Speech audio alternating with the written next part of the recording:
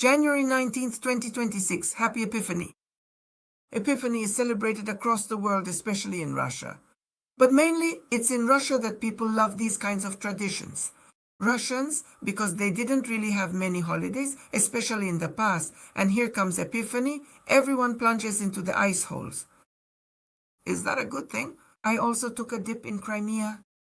I went for a dip in Crimea, and honestly, I have to say, your body really wakes up. It's as if it tunes in with nature. It starts to hum. So you come out of the water. I was in the Black Sea. Like you, Bailey, I went for a dip on January 19th, came out of the water, and at that moment your whole body is just vibrating. You can't control it.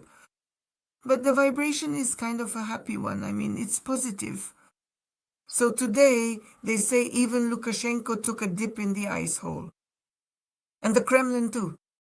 They insist that Putin also took a dip. Well, no, they didn't show the ice hole. They didn't really show anything. Or did they? Yeah, I'm just watching right now. He's dipping, twitching, crossing himself. Well, he's a funny guy, right? Of course, that's a double too. There are a lot of doubles. All our presidents have tons of doubles, of course. Why do we even need the presidents themselves? Why should they risk themselves? I wonder, did Trump ever take a dip in the waters of Greenland or not? Well, he's Russian too, after all. Fedya is. What can you do? A KGB guy. What do you think? Yeah. It's all cut from the same dough. So, Greenland, Ukraine, and the law of force instead of the rule of law. Today we have Donald Trump with us. Once again, he's talking about wanting to take control of Greenland. And how did we perceive this story some time ago? Well, 2 years ago when he started talking about it, it was funny, right? Yeah, no one would let him, right? Who does he think he is? Yeah, does he even have the right? This is Denmark. But Trump has a son. And Denmark has a princess. You get it, right? And Donald Trump's son is a handsome guy. I have to say, Imo, in my personal opinion, he is exceptionally sharp-tongued and blunt, because at Donald Trump's coronation, he delivered a remark that was so incredibly biting and nasty to the former president that absolutely everyone present in the room was left completely stunned. You know what I mean? So remember, I won't mention any names, just recall it yourself. A very interesting story happened during Trump's coronation. But even at the coronation, it wasn't clear who was really there, Trump or his double, with a brand new suit, right? And so the whole story was perceived, of course. Pretty funny, even laughable, because it's supposed to be the biggest island, as they say. But it's not an island, it's a continent, a huge one.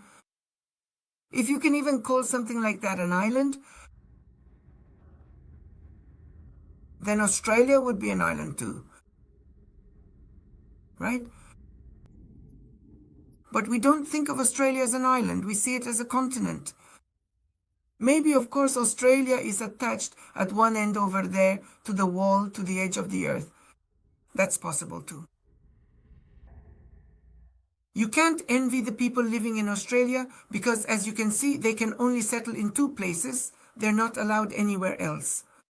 In Australia, there needs to be some population. For what purpose? Maybe for cannibalism. We don't know why either. Do you understand what's going on? Why are there people in Australia? If there's a wall there, if everything is fenced off, the entire perimeter covered with huge bars. And it's not just some amateurs guarding it, but a special squad that responds to the slightest noise near that fence.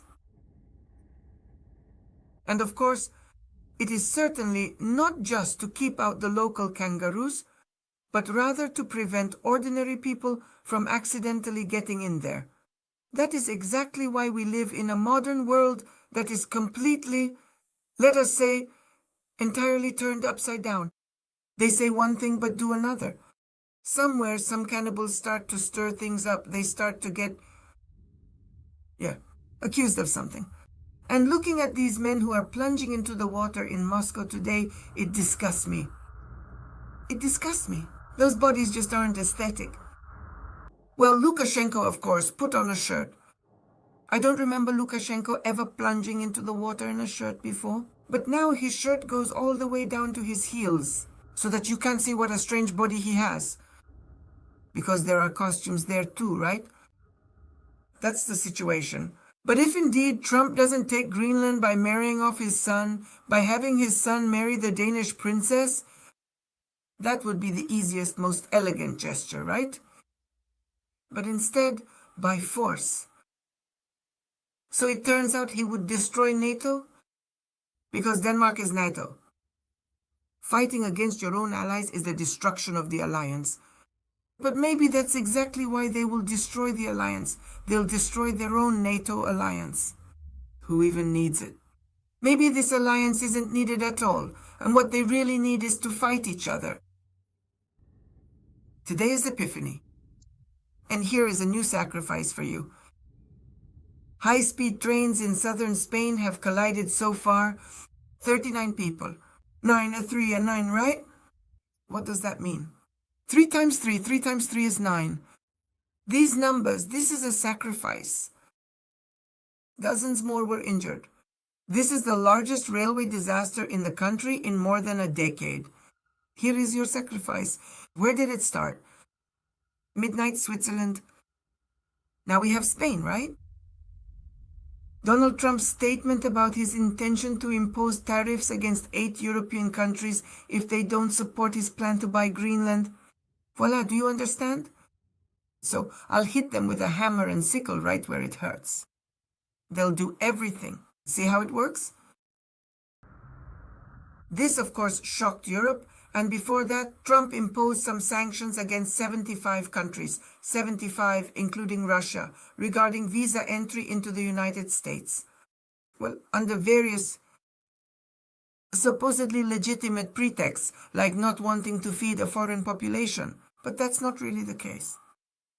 Russia is bringing passenger planes out of storage, reports the newspaper Izvestia, citing sources in Rostec. This way, Russia is trying at least partially to compensate for the growing shortage of airliners. And the Prime Minister of Japan, Sane Takaichi, has dissolved parliament and scheduled early elections for February 8th. This is how Takaichi hopes to strengthen the ruling party's position to advance her political agenda. In Rome in 1994, the founder of the Valentino fashion house, designer Valentino Garavani, passed away. Well, there you have it. You see, life is so short, and yet you probably still want to live a little longer. Everyone has their own short time allotted, and whether you made the most of it or not, it doesn't matter. You're kicked out and off to the rainbow. That's all there is to it. And what comes next?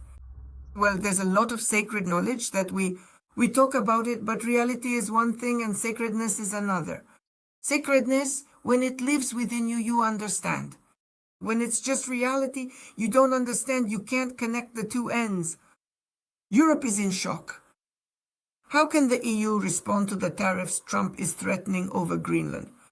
Donald Trump's statement made on Saturday about his intention to impose tariffs against 8 European countries. This is how outraged Europe is today. January 19th, 2026. Tanya Karatsuba Seidber,